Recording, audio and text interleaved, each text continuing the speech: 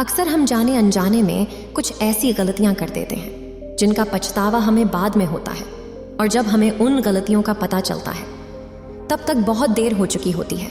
तो आखिर वे कौन सी गलतियां हैं जो हमें पता नहीं है, जो हमें बर्बाद कर सकती हैं?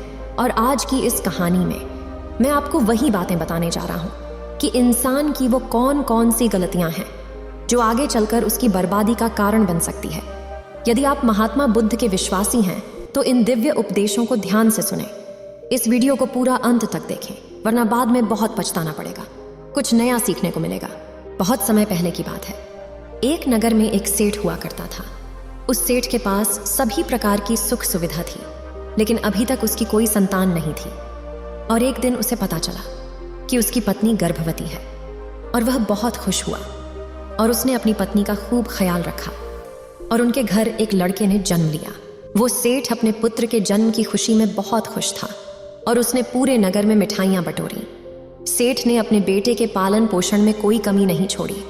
देखते ही देखते उसका बेटा बड़ा हो गया और उस सेठ ने अपने पुत्र को गुरुकुल भेजने का निर्णय लिया ताकि वो पढ़ लिख कर एक अच्छा इंसान बन सके। उसने छोटी सी उम्र में ही अपने बेटे को शिक्षा ग्रहण करने के लिए गुरुकुल भेज दिया।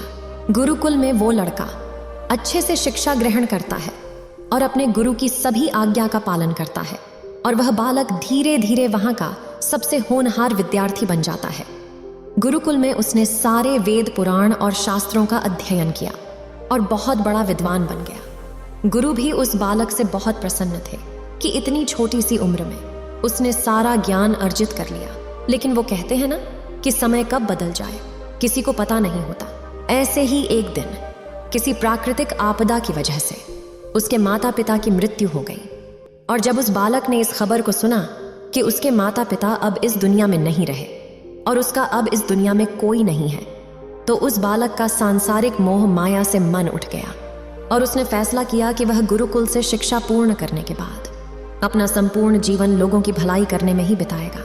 और फिर जब उस बालक की शिक्षा पूर्ण हो गई तो उसके बाद वो सन्यासी बन गया और वो सांसारिक वस्तुओं से दूर पहाड़ों के जंगलों में चला गया। वहां जाकर वो अपने ध्यान में लीन हो गया और उसने लोगों को शिक्षा देना आरंभ कर दिया। समय के साथ साथ उसकी चर्चा चारों तरफ होने लगी। दूर दूर से बहुत सारे लोग उसके पास अपनी समस्याओं का समाधान खोजने के लिए आने लगे, और सन्यासी सभी लोगों की समस्याएं बड़ी आसानी से सुलझा देते थे। वहीं पास के नगर में एक राजा को सन्यासी के बारे में पता चला, तो उसने उस सन्यासी से मिलने का निश्चय किया और उससे मिलने के लिए निकल गया। वहां पहुंचकर जब राजा ने सन्यासी को देखा तो वो देखता ही रह गया। सन्यासी के चेहरे पर एक अलग ही तेज थी। फिर राजा ने सन्यासी को प्रणाम किया और उनसे वार्तालाप करने लगा, और वो राजा उस सन्यासी से इतना प्रभावित हुआ कि उस दिन के बाद से राजा ने अच्छाई की राह पर चलना शुरू कर दिया। और एक दिन राजा ने सोचा कि एक छोटी सी मुलाकात में उस सन्यासी ने मुझे इतना बदल दिया, तो अगर वो मेरे साथ रहने ही लगे तो मेरी तो पूरी जिंदगी बदल जाएगी।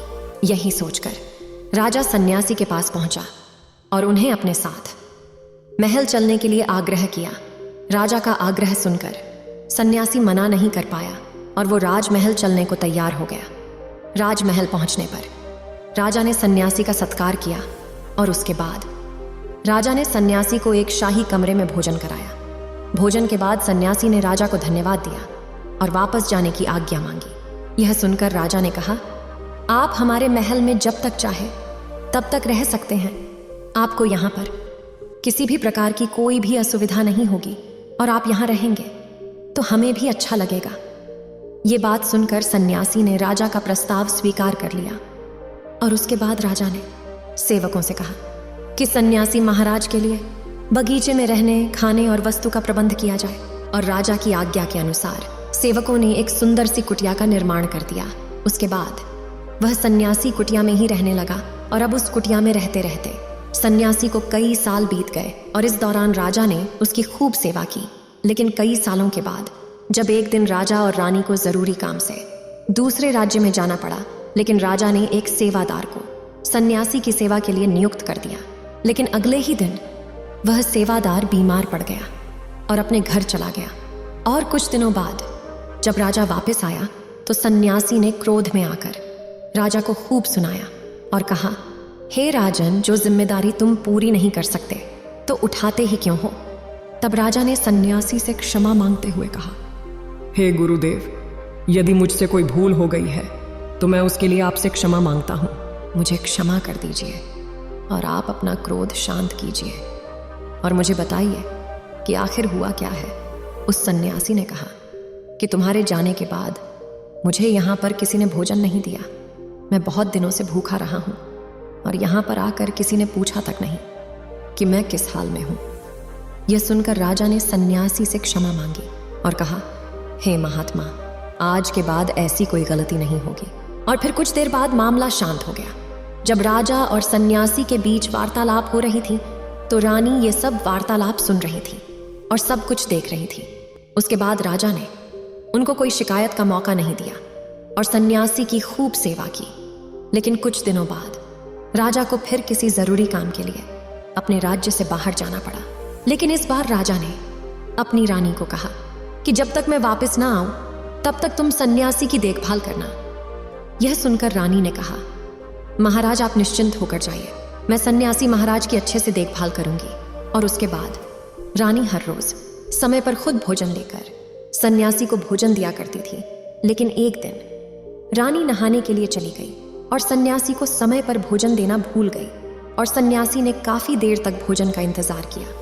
और जब भोजन नहीं आया तब सन्यासी सोच में पड़ गया और सोचा कि मैं खुद महल में जाकर देखे कि क्या बात है, अब तक खाना क्यों नहीं आया है। और वह महल के अंदर रानी के कमरे में पहुंचा तो वहां उसकी नजर रानी पर पड़ी। रानी के लंबे लंबे घने बाल क्योंकि उसकी कमर पर लहरा रही थी, उसकी कजरियां आंखें जो देखने मात्र से ही घायल करती है।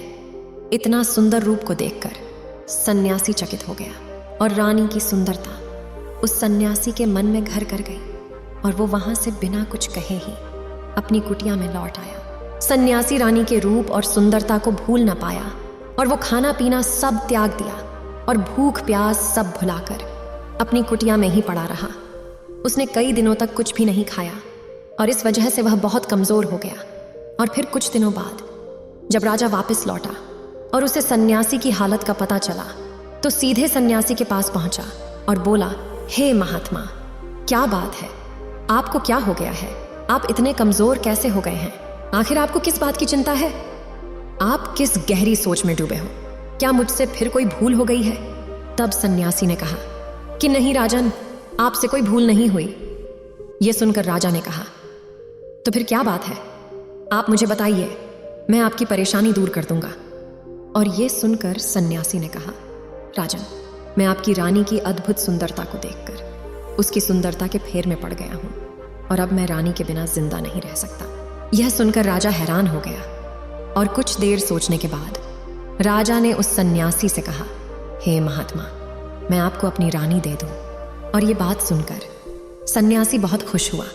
फिर राजा सन्यासी को लेकर महल चले आए और जब राजा और सन्यासी महल पहुंचे तो राजा ने रानी से कहा कि आपको इनकी मदद करनी चाहिए, यह बहुत कमजोर पड़ गए हैं और मैं नहीं चाहता कि किसी ज्ञानी पुरुष की हत्या का कलंक मेरे सर पर लगे।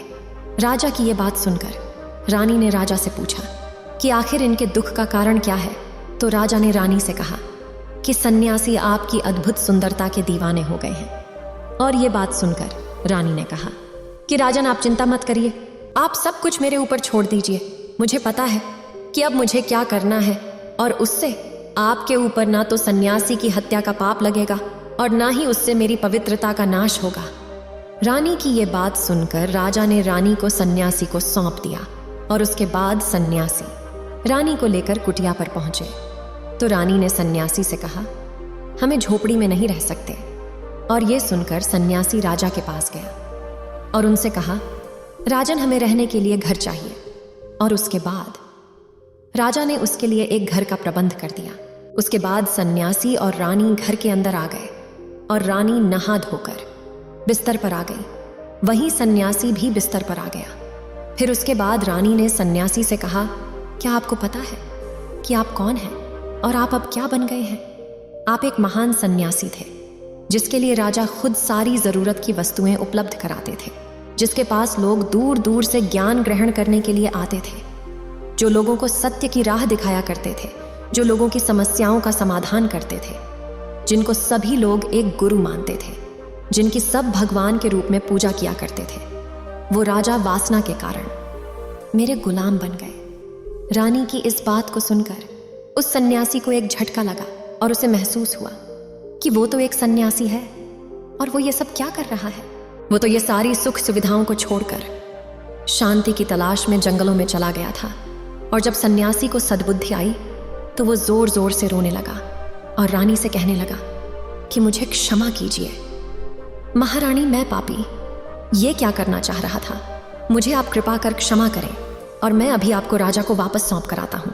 सन्यासी की बात सुनकर रानी ने सन्यासी से एक प्रश्न किया कि मेरे मन में प्रश्न उठ रहा है, कृपया आप पहले मेरे प्रश्न का उत्तर दीजिए। जब आपको पहली बार उस दिन भोजन नहीं मिला तो आप बहुत क्रोधित हो गए थे, तब मैंने आपको पहली बार देखा था और तभी से मैं आपके व्यवहार में परिवर्तन महसूस कर रही हूँ। और ऐसा क्यों हुआ, आखिर आपको इतना क्रोध क्यों आया? रानी की बात सुनकर सन्यासी ने रानी को समझाया कि जब मैं जंगल में था तो मुझे समय पर भोजन भी नहीं मिलता था, लेकिन जब मैं महल में आया तो महल में आने के बाद मुझे सारी सुख सुविधाएं मिली और फिर मैं इन सभी सुख सुविधाओं के मोह में फंस गया और मुझे उसके प्रति लगाव उत्पन्न हो गया। और जब मुझे समय पर भोजन नहीं मिला तो मेरे अंदर क्रोध उत्पन्न हुआ।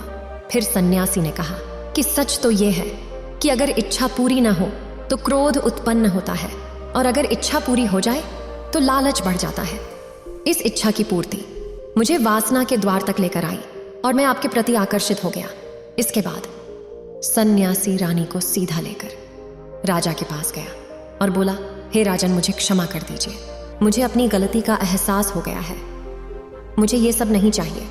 मैं अपनी इच्छा के वश में मजबूर होकर ये गलत कार्य करने जा रहा था और अपने साथ आपके जीवन को भी बर्बाद कर रहा था। लेकिन अब मुझे सब कुछ समझ में आ गया है कि राजन, मनुष्य की बर्बादी के कारण उसकी 4 आदतें बनती हैं। दुनिया के हर एक व्यक्ति के अंदर ये 4 गुण होते हैं, लेकिन जो व्यक्ति इन पर नियंत्रण पा लेता है वो दुख और परेशानी से बच जाता है, और जो व्यक्ति इन 4 दोषियों पर नियंत्रण नहीं कर पाता वो बर्बाद होने के कगार पर पहुंच जाता है। फिर सन्यासी ने राजा को बताना शुरू किया कि मनुष्य को बर्बाद करने वाली सबसे पहली आदत है इच्छा, और इच्छा ही दुनिया के हर एक व्यक्ति के अंदर सबसे पहला अवगुण होती है। और जो व्यक्ति अपनी इच्छाओं को नियंत्रण में नहीं कर पाता है वो जीवन के किसी भी क्षेत्र में सफल नहीं हो पाता, क्योंकि जैसे ही उसकी इच्छा पूरी होती है वह दूसरी इच्छा की ओर बढ़ने लगता है, और दूसरी इच्छा पूरी होती है तो तीसरी इच्छा उसके मन में जागृत होती है, और फिर ऐसा करते करते वह उन इच्छाओं पर नियंत्रण न होने के कारण एक दलदल में उलझा रहता है और दुखी रहता है। इसीलिए राजन, जब हम इच्छाओं पर नियंत्रण कर लेते हैं हम हमारे मन पर भी नियंत्रण कर लेते हैं, और जब हमारा मन हमारे पास में होता है तो हमें सुख की प्राप्ति होती है। फिर जो हम चाहते हैं वही हमारे साथ होता है। फिर सन्यासी कहता है कि दूसरी आदत है वासना। वासना का जन्म हमारे मन में उठने वाली इच्छाओं से ही होता है। जिस प्रकार इच्छा का कोई अंत नहीं होता और मनुष्य वासना के दलदल में फंसता जाता है और वासना से वशीभूत होकर मनुष्य को कुछ भी नजर नहीं आता है। इसीलिए हे राजन, जितना हो सके उतना वासना से दूर ही रहना चाहिए। तीसरी आदत है क्रोध।